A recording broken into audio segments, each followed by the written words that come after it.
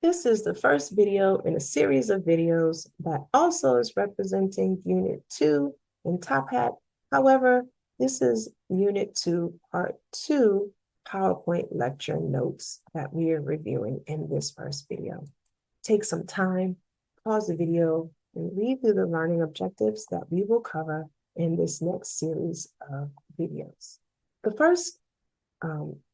first video is going to cover the learning objectives, define a relationship between temperature and heat energy, and convert all temperatures between various temperature scales.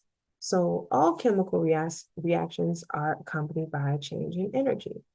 Many physical reactions are as well. What is energy? This is one of those things that the definition has not changed from you getting from elementary to here. Energy is the capacity to do work or to supply heat. Temperature is a measure of the average kinetic energy of an object, right? And there are three different scales: the Fahrenheit scale, the Celsius scale, and the SI unit for temperature, which is the Kelvin or K.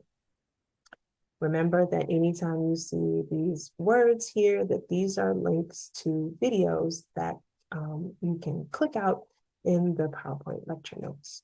What is energy? There's two major kinds of energy. So energy is the ability to do work or transfer heat. So there's two major forms of energy. There's potential energy and stored energy. Potential energy, which is stored energy, and this is the energy that we find in chemical bonds. It's stored in a spring, right? And kinetic energy is the energy in motion. So gas molecules that are moving around, moving, they have a certain amount of kinetic energy depending on, and their temperature is a measure of that amount of kinetic energy. Now, what's the difference between temperature, heat, and energy? Well, heat is energy that is transferred from a hotter object to a cooler object. And temperature is the average kinetic energy of the atoms or molecules that make up an object. Taking a look at this pot of boiling something, maybe it's some porridge or oatmeal, okay? Which one of these spoons would get hot faster? Would it be the wooden spoon or would it be the metal spoon if we left them in the pot? Anybody in here cook? That metal spoon would get hot if you forgot about it, but the wooden spoon wouldn't be hot. It would just be warm. And the reason for that has to do with the specific heat. Some objects only require a little amount of energy to be supplied to them for the temperature to raise. So metal has a low specific heat, whereas wood has a higher specific heat. Instead of wood actually getting really hot, it would burn before it gets hot, whereas too hot to touch. If you ever left a wooden spoon in your pot long enough, you'd see black marks on it because it starts to burn. So the three temperature scales. The Kelvin and the Celsius degrees are the same size in magnitude. So the change of 1 Celsius degree is equal to the change of 1 Kelvin, right? 0 degrees Celsius is the freezing point of water, and 0 on the Kelvin scale is the coldest possible temperature, and it's called absolute zero. I mentioned this a few videos ago, where it is the coldest possible temperature where substances vibrate at a very, very minimal amount, almost no vibration at all. And this is equal to negative 273 Celsius. So temperatures in Kelvin, if I want to convert a temperature from Kelvin, from Celsius to Kelvin, right, I add 273 to a Celsius degree and I get Kelvin. If I want to convert between Kelvins to Celsius, then I subtract 273 from that Kelvin's temperature to get Celsius. When converting between Fahrenheit and Celsius, that is a little bit more tricky, right? You have to do a little bit of a switcheroo. Now, I don't give formulas on exams. So what I suggest is you learn one of these, whichever one is easiest to you, in order to and then rearrange that equation.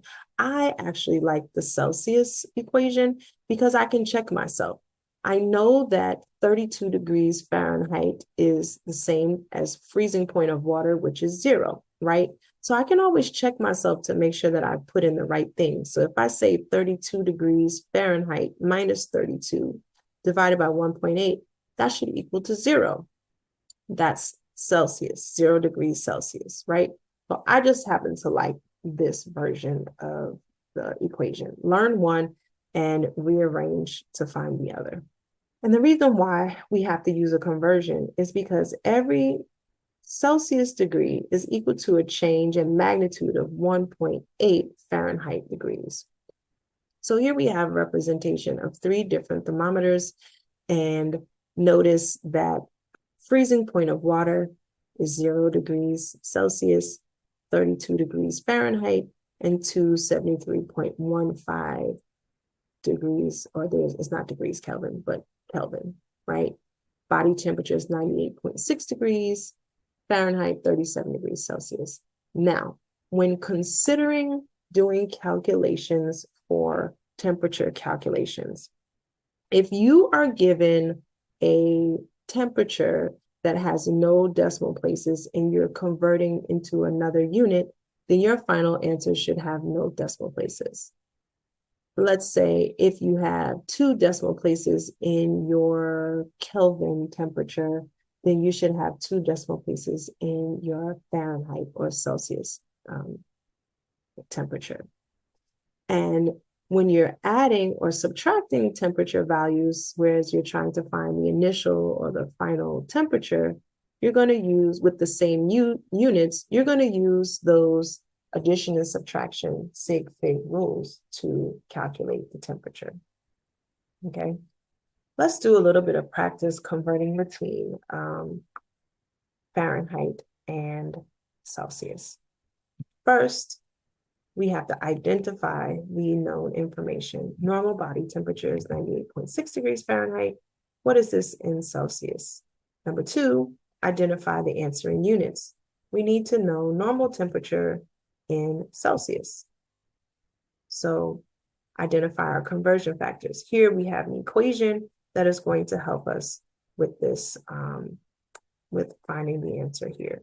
So I want to get from Fahrenheit to Celsius, and that is going to be degrees Fahrenheit minus 32 divided by 1.8.